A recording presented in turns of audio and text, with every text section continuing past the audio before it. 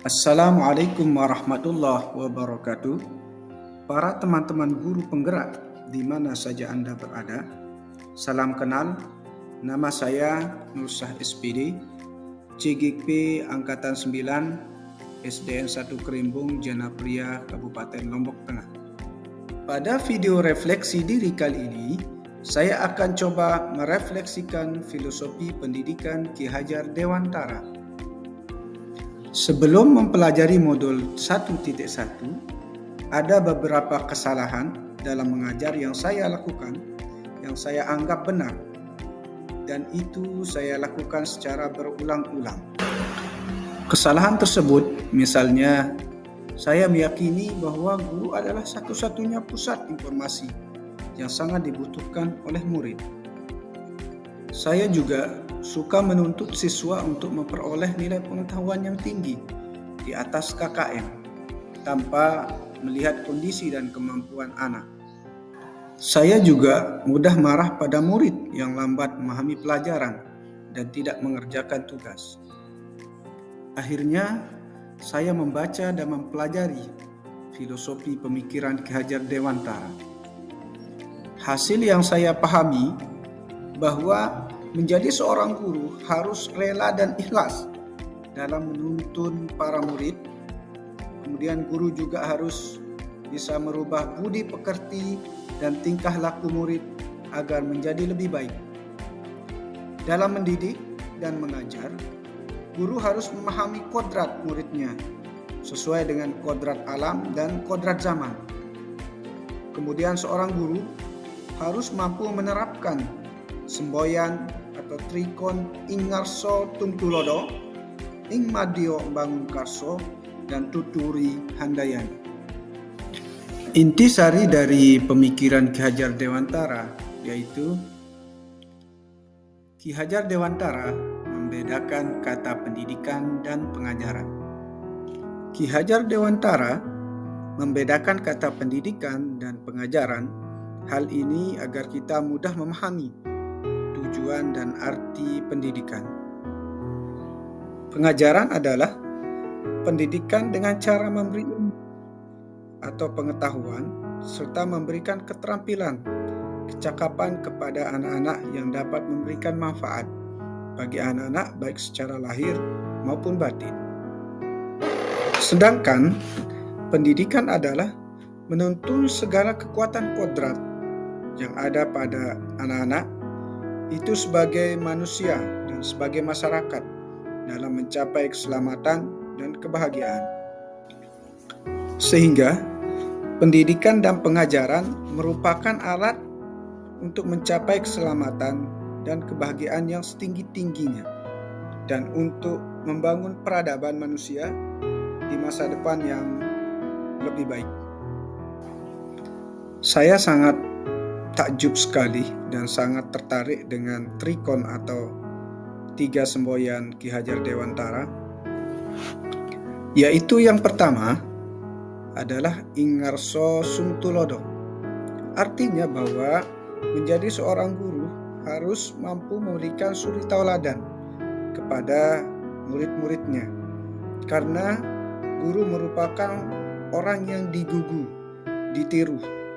Jika kita sudah memberikan suri tauladan yang baik, ya tentu saja nanti secara tidak langsung murid-murid akan ikut dengan apa yang kita sudah ajarkan dan berikan sesuai dengan suri tauladan yang kita lakukan sehari-hari di sekolah.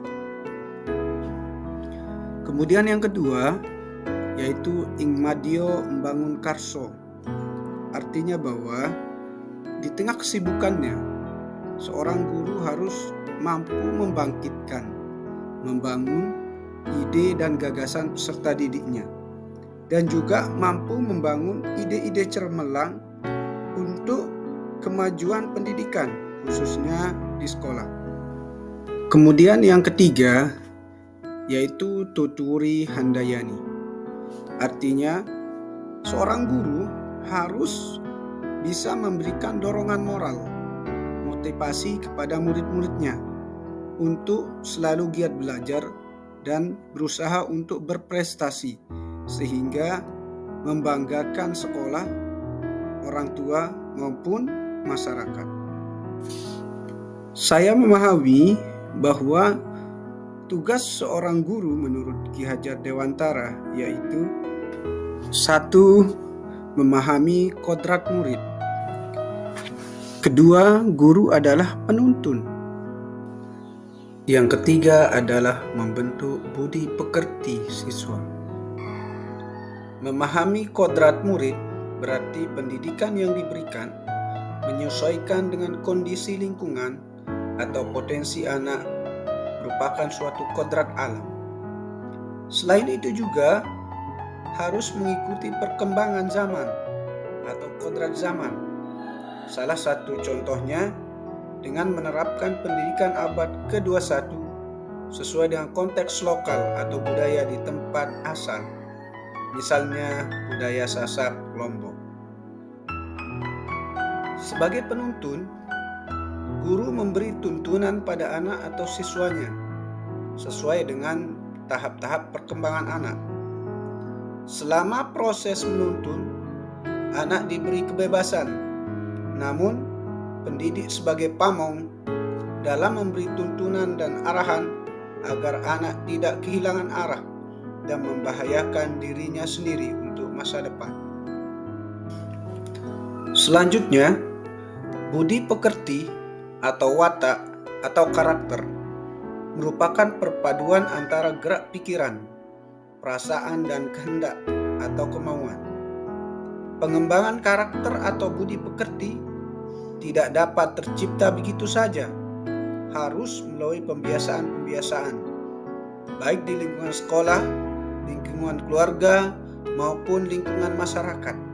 Tetapi sebagai seorang guru, di dalam sekolah, gurulah yang sangat berperan dalam membentuk karakter, budi, atau watak dari anak peserta didiknya.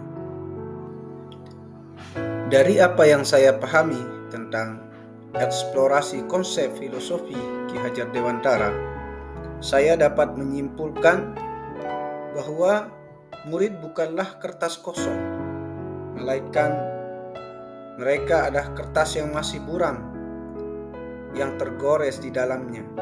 Disinilah peran guru bagaimana menebalkan tinta buram tersebut menjadi tulisan yang jelas terbaca. Artinya, pada hakikatnya setiap murid telah memiliki bekal dan pengetahuan dan kemampuan sendiri. Namun potensi yang ada tersebut perlu guru latih dan kembangkan sehingga mereka menguatkan kodratnya dengan baik. Kesimpulan kedua, bahwa guru bukanlah sumber utama atau satu-satunya dalam pembelajaran. Disinilah mulai guru mengeksplorasi sumber informasi yang dapat murid gunakan. Artinya, pendidik sebagai pamong yang menuntun dan mengarahkan segala potensi yang ada pada diri murid menjadi hal yang akan bermanfaat untuk kehidupannya, baik sebagai individu maupun sebagai masyarakat. Dan kesimpulan ketiga, setiap murid memiliki kebutuhan belajarnya masing-masing. Disinilah seorang guru mulai mencoba memahami apa yang sebenarnya mereka harapkan setelah melalui proses belajar bersama di dalam kelas dan di sekolah. Demikianlah refleksi filosofi pendidikan Ki Hajar Dewantara yang saya pahami. Semoga ini bermanfaat baik untuk diri saya dan semua yang mendengarkannya. Terima kasih. Tampiasi.